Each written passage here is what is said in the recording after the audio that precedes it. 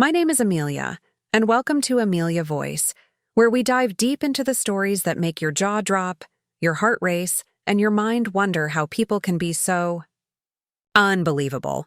Today's story is one that left me absolutely stunned. A tale about loyalty, love, and the brutal realization that sometimes family doesn't mean what you think it does. It all started when my sister decided to get married.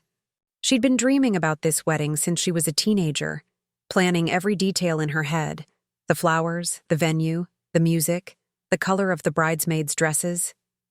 She wanted perfection, and she wasn't afraid to chase it. But perfection comes at a cost, a very expensive one. And that's where my fiancé, Ethan, stepped in. You see, my sister Lily and her fiancé couldn't afford the grand wedding she envisioned. My parents were doing what they could, but they're retired, and money was tight. Ethan, being the generous and humble man that he is, quietly offered to cover the costs. He didn't want the spotlight or even a thank you. He just wanted to make my sister happy because he knew how much her dream wedding meant to her, and to me. It was supposed to be a secret, something only between him, me, and the wedding planner.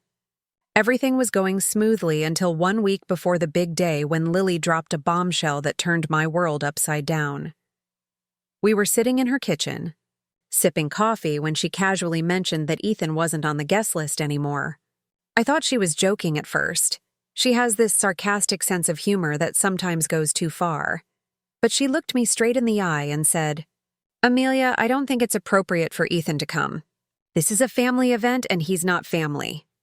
My coffee cup froze halfway to my lips. I blinked at her, waiting for her to laugh to say, "Gotcha!"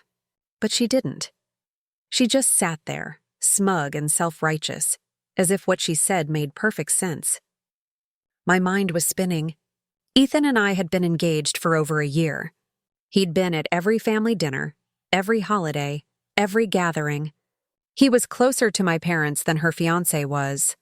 How could she possibly say he wasn't family? I asked her why, what had happened, and she shrugged, saying something about wanting the guest list to be more intimate. But I could tell there was something else behind it, some sort of resentment she hadn't voiced. I felt anger boiling in my chest, but I tried to stay calm. I told her that Ethan had already RSVP'd, that we were looking forward to it. She just smiled, this cold, distant smile that didn't reach her eyes, and said, "Sorry, but my wedding? My rules?" I walked out of that house shaking with disbelief. I called Ethan, tears streaming down my face, and told him everything. I expected him to be angry, maybe even demand that we confront her together. But instead, he was heartbreakingly calm. He said, "If she doesn't want me there, that's fine, Amelia. Let her have her day." His voice was gentle, but I could hear the hurt hiding beneath the words. This was the man who had written the check for her venue, the man who paid for the catering, the flowers, even her custom-made dress that she wouldn't stop bragging about. And she dared to uninvite him?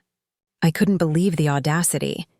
Part of me wanted to tell her the truth right then and there, to wipe that smug smile off her face with the simple sentence, "He's the one paying for all of this." But Ethan stopped me. He told me that doing so would only cause chaos and embarrassment, that he didn't need her gratitude or validation. I admired him for that, but deep down I felt something snap. Over the next few days, I watched as Lily continued to flaunt her upcoming wedding on social media, posting photos of her dream venue, her luxury gown, and her fairy tale reception, all while conveniently forgetting to mention the mysterious benefactor making it all possible. I stayed silent, but my silence was burning me alive. My parents noticed something was off too. My mom asked why Ethan seemed distant, why he wasn't talking about the wedding anymore. I gave vague answers, trying to keep the peace. I told myself I wouldn't ruin Lily's day, even if she didn't deserve the kindness. But then, the night before the wedding, everything exploded. Lily called me in a panic because the final payment for the catering hadn't gone through. She was hysterical, claiming that if she didn't pay by midnight, they'd cancel the whole thing. I knew exactly what had happened. Ethan had pulled back the payment, quietly, without telling me. Not out of revenge, but because the caterer had called to confirm the final amount and mentioned that his name wasn't even listed on the paperwork. She'd gone as far as removing his name from every invoice, pretending he didn't exist. That was the moment he decided enough was enough. Lily screamed at me over the phone, accusing me of sabotaging her big day, saying things like, "You're just jealous because I'm getting married first." I couldn't even respond at first. I was too stunned. Jealous? Of a woman who was marrying a man she barely respected, using money from the very person she despised. I finally told her the truth, every single word of it, that Ethan had been funding her wedding from the beginning. There was a long pause on the line, and then she whispered, "You're lying." But the silence that followed told me she knew I wasn't. Within minutes, her fiancé called Ethan, furious, demanding to know if it was true. Ethan confirmed it and said he'd already canceled every pending payment. The florist, the DJ, the decorator, all gone. My sister called me again, crying this time, begging me to fix it, to make Ethan change his mind. But I told her, "You made your choice when you said he wasn't family." And then, for the first time in my life, I hung up on her. The next morning, I woke up to a storm of chaos. My phone was blowing up with messages from relatives, half of them angry, half of them confused. Some were accusing me of ruining Lily's wedding. Others were calling her ungrateful. The truth was out, and it was ugly. But as I sat beside Ethan, sipping coffee and scrolling through the endless drama online, I felt peace. For once, the masks were off. Everyone finally saw Lily for who she really was, a woman who believed family only mattered when it benefited her. And though her wedding day was in ruins, mine was just beginning. Because in that moment, I realized that real family isn't defined by blood. It's defined by loyalty, kindness, and respect. And Ethan had given me all three. After the wedding disaster, the silence between Lily and me stretched on like a storm cloud that refused to move. Days turned into weeks, and each time my phone buzzed, a part of me expected it to be her, ready to unleash another round of blame. But it wasn't. Instead, the calls came from mutual relatives, some sympathetic, others nosy. "You shouldn't have let it go that far," one aunt scolded. "Family is family, Amelia." But I'd had enough of that phrase. Family? The same family that stood by and let her humiliate Ethan? The same people who watched her manipulate everyone and said nothing because they didn't want to cause drama? No, I wasn't playing that game anymore. What people didn't see was how long Lily's behavior had been festering beneath her perfect image. She'd always been the golden child, the one who got away with everything because she smiled sweetly and said please and thank you. But I knew better. I'd watched her belittle my mother behind her back, take credit for others' work, and twist every situation until she came out looking like the victim. And I'd kept my mouth shut for years, convincing myself that she'd grow out of it. She never did. The wedding fiasco wasn't the start of our downfall. It was the final crack in a wall that had been crumbling for years. Meanwhile, Ethan was the calm in the chaos. He didn't say "I told you so," even though he had every right to. He just held me when the guilt hit and reminded me that we had done the right thing. "You can't teach someone gratitude, Amelia," he said one night as we sat on the couch watching the rain hit the windows. "Some people only see what they think they deserve, not what they've been given." His words stuck with me. I thought about how Lily had treated me since childhood, the way she'd dismiss my achievements, how she'd compete over the smallest things, how every happy moment I had seemed to bother her. The more I thought about it, the more I realized she hadn't uninvited Ethan because he wasn't family. She'd done it because she couldn't stand that I had something good. Something she didn't. Her wedding was never about love. It was about image. The perfect photos, the luxury venue, the envy it would spark in others. When that fell apart, so did her facade. The fallout hit her harder than she expected. Friends began to distance themselves when they learned what she'd done. The story spread fast, mostly because her ex-fiancé, yes, ex, because he broke off the engagement 2 days after the canceled wedding, made sure everyone knew the truth. He told their guests how Ethan had paid for everything, how Lily had lied to everyone, how she'd humiliated not just me, but him as well. Apparently, he'd discovered she'd been using part of their shared savings for personal expenses, which included spa days, designer handbags, and a down payment on a honeymoon that was never going to happen. When it all came out, she lost everything. Her fiancé, her reputation, even some of her so-called friends. My parents tried to console her, but she blamed me for the fallout. According to her, I had embarrassed her publicly. The irony was almost laughable. She hadn't cared when she embarrassed me by telling my fiancé he wasn't family, but the second the tables turned, suddenly she was the victim. For a while, I tried to move on quietly. Ethan and I focused on our own wedding plans, keeping things simple, private, and heartfelt, the opposite of Lily's spectacle. We chose a small garden venue, invited only close friends and relatives who actually cared about us, and decided to skip anything that felt performative. But even as I prepared for my own wedding, a shadow lingered. I missed my sister. Despite everything, she was still the person who used to braid my hair when we were kids, who cried with me when our dog passed away, who once swore we'd always have each other's backs no matter what.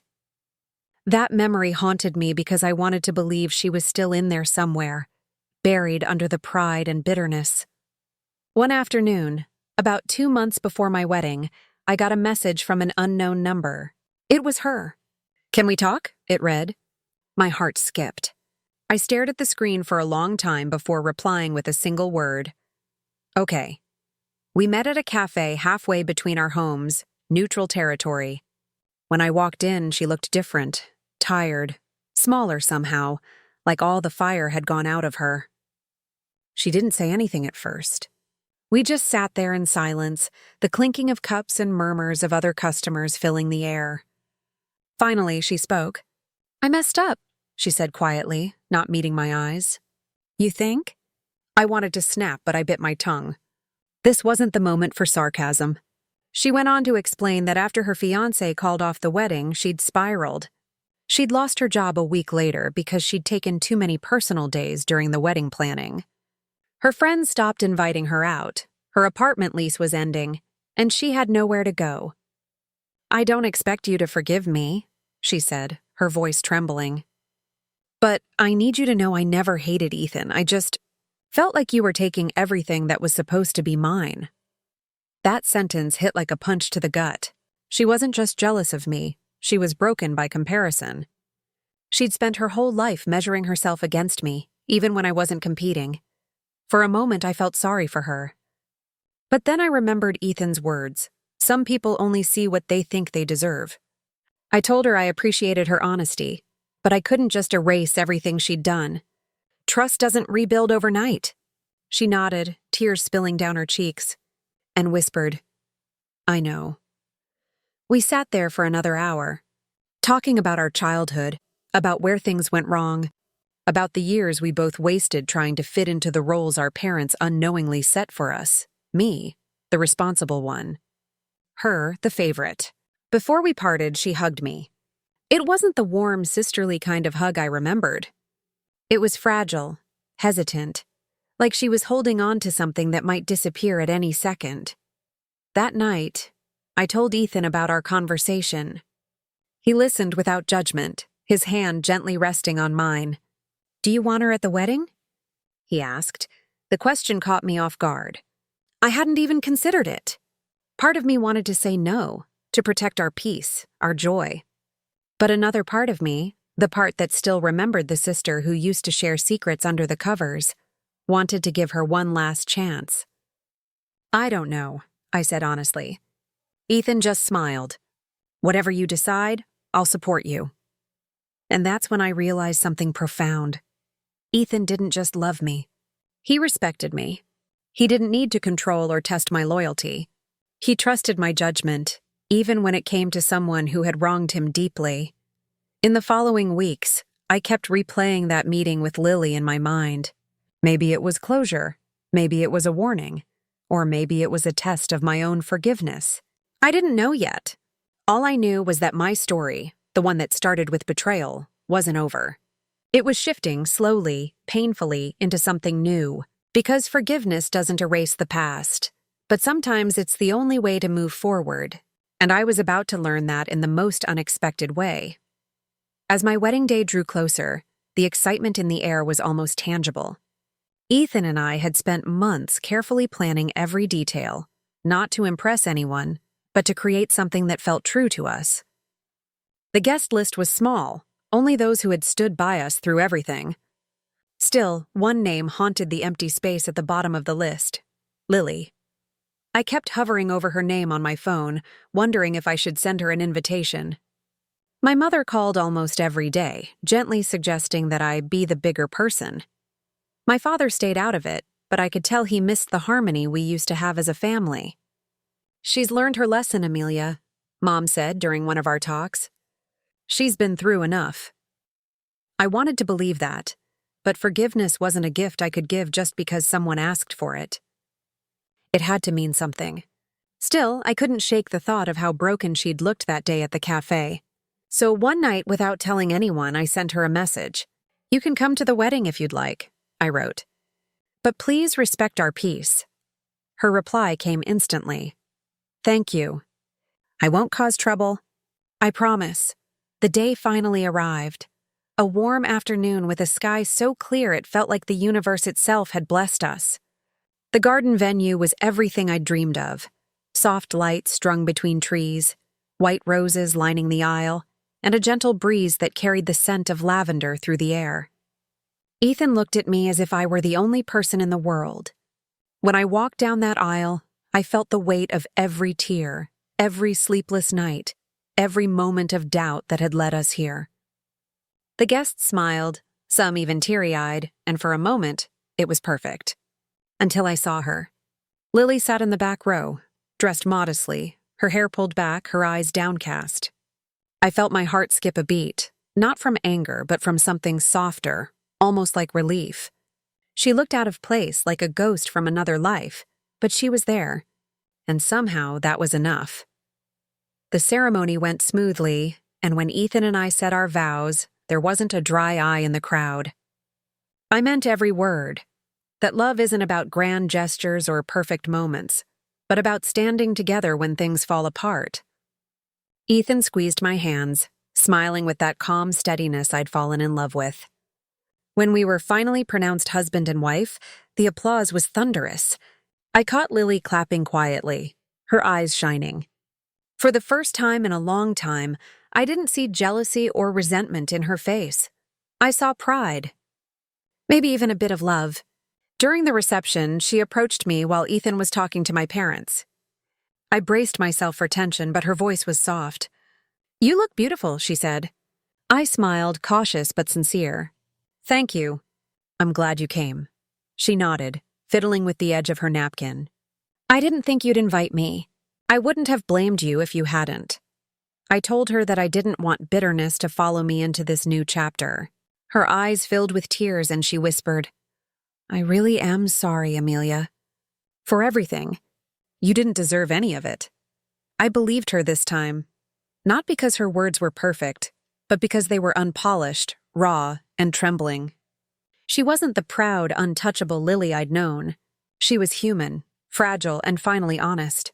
We hugged, and though it was brief, it felt like something inside me healed just a little. Ethan later told me he saw us and smiled. "That's the woman I fell in love with," he said. "The one who chooses grace even when she's been wronged."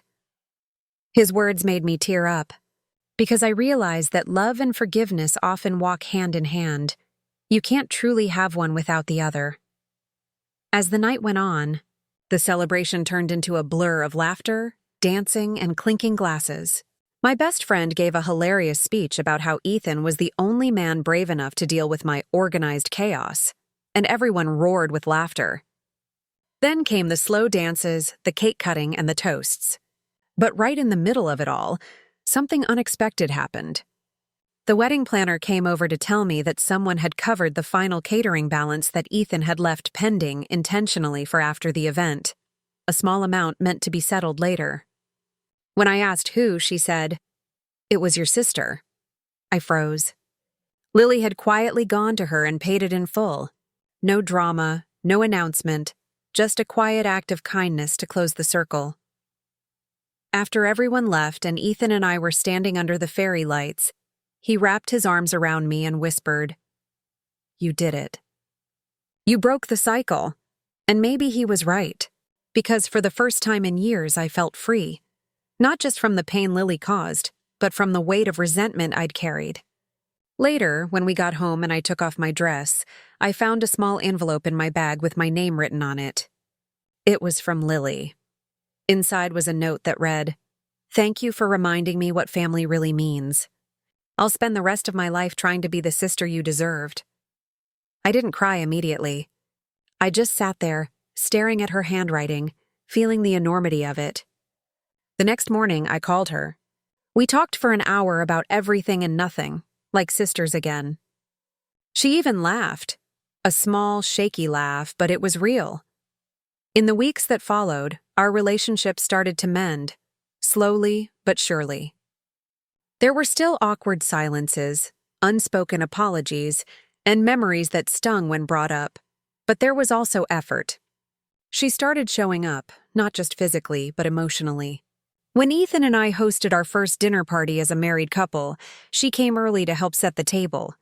She brought dessert, homemade, and when Ethan complimented it, she blushed instead of deflecting. It was strange at first, seeing her this way, humble, grateful, but beautiful too. I realized then that sometimes people don't change because they're forced to. They change because they finally lose what they thought they'd never lose. Life has a cruel but honest way of teaching lessons. For Lily, it was losing her fairy tale wedding. For me, it was learning that love and forgiveness can't coexist with pride. And for Ethan, it was confirmation that kindness is powerful, even when it's met with betrayal. We all walked through fire, but somehow we came out softer, not harder. And maybe that's the real miracle in all of this, because at the end of the day, family isn't perfect. It's messy, painful, unpredictable, but when it's real, it finds a way to heal. Months passed, and the whirlwind of emotions that had once consumed my life began to settle into something steady and warm. Ethan and I had fallen into our rhythm, lazy Sunday mornings with coffee and music, late-night talks that drifted into laughter, and moments of quiet understanding that didn't need words. Life wasn't perfect, but it was peaceful. And after everything we'd been through, peace felt like a luxury. Lily and I were talking regularly now, though cautiously at first. It was like tiptoeing across a bridge that had once burned down. We both feared the other side might crumble if we stepped too hard. But each conversation, each shared memory, laid a new plank, and slowly the bridge began to hold. She'd started therapy too, something she admitted she should have done years ago. "I didn't realize how much resentment I was carrying," she told me one evening over the phone. "It wasn't just toward you, Amelia. It was toward myself.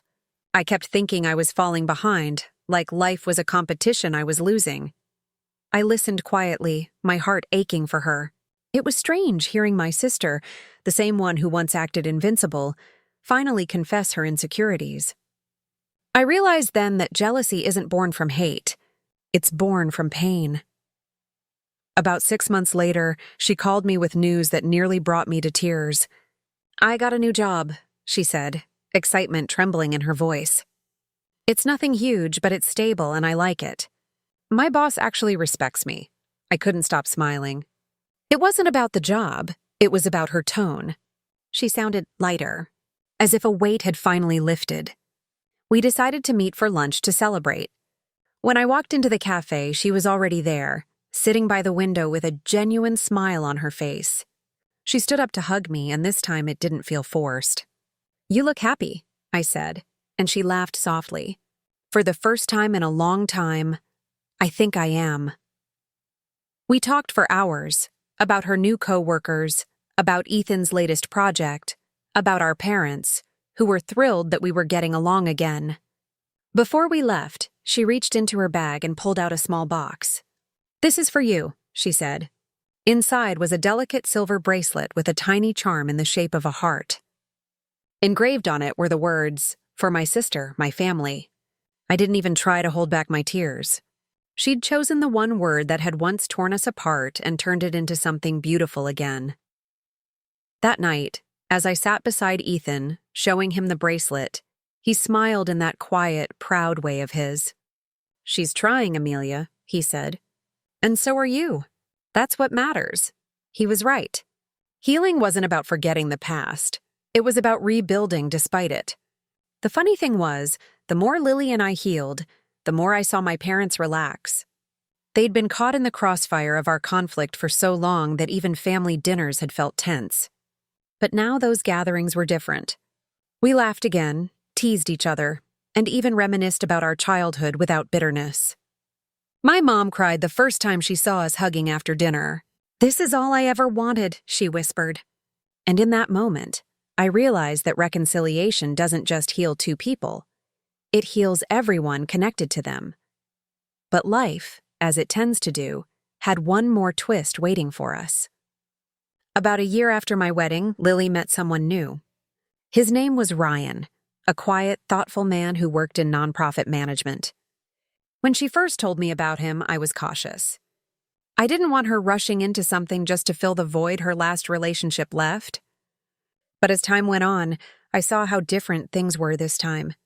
Ryan didn't make her feel like she had to perform. He made her feel safe. She brought him to dinner one evening, and Ethan and I immediately liked him. He shook Ethan's hand with respect, thanked him for hosting, and later I overheard him complimenting the food even though it was just takeout. It wasn't about charm, it was sincerity. I could see why she was drawn to him. For once, she didn't need to prove anything. Over the next few months, they grew closer, and so did our families. Ryan and Ethan became friends, often talking about work, sports, or cooking, while Lily and I rediscovered the kind of sisterhood I thought was lost forever. We spent weekends shopping, baking, or just sitting on my porch, talking about how far we'd come. One evening, she said something that stayed with me. "You know what's funny?" she asked. "Losing everything I thought I wanted made me realize what I actually needed. I thought success and status made someone valuable. But it's love, kindness, and humility that really matter." I nodded, smiling. It took us both a while to learn that. Then, one evening, as I was preparing dinner, my phone buzzed with a message from Lily. "Can you and Ethan come over? I have something to tell you." My heart raced as I showed Ethan the text. "What do you think it is?" he asked, curious. I shrugged, but deep down I had a feeling. When we arrived at her apartment, she was glowing, literally glowing. Ryan stood beside her, grinning from ear to ear. "We're engaged," she announced, tears in her eyes. For a second, I just stared, my brain catching up to the words. Then I screamed and hugged her so tightly she laughed through her tears. "You deserve this," I whispered. "Both of you." The wedding that followed months later was nothing like her first attempt. It wasn't grand or extravagant. It was intimate, filled with genuine laughter and love. And the most beautiful part? She asked Ethan to officiate. When he stood before them, speaking about love, forgiveness, and second chances, I couldn't help but cry. Not from sadness this time, but from gratitude. We'd all come full circle. The sister who once tore us apart had found her own peace, her own love, her own redemption. And as they said their vows, I felt something deep within me settle. The story that had begun in betrayal had ended in grace. After the ceremony, Lily pulled me aside. "You know, I used to think you were the lucky one," she said, her voice soft. "But now I realize we're both lucky, just in different ways. You had Ethan when I didn't have anyone, and now I have someone who loves me the way I finally learned to love myself." Her words hit me like sunlight breaking through clouds. I hugged her, overwhelmed with emotion. "We made it, Lily," I said. "We really did," she smiled through tears. "Yeah, we did." And as we stood there, watching our husbands laugh together, surrounded by family and friends who had weathered every storm with us, I realized something profound. Sometimes, the most painful chapters in our lives are just the rough drafts of something extraordinary. We can't see it when we're in the middle of the storm, but when the clouds clear, we understand that the chaos was never meant to destroy us. It was meant to shape us.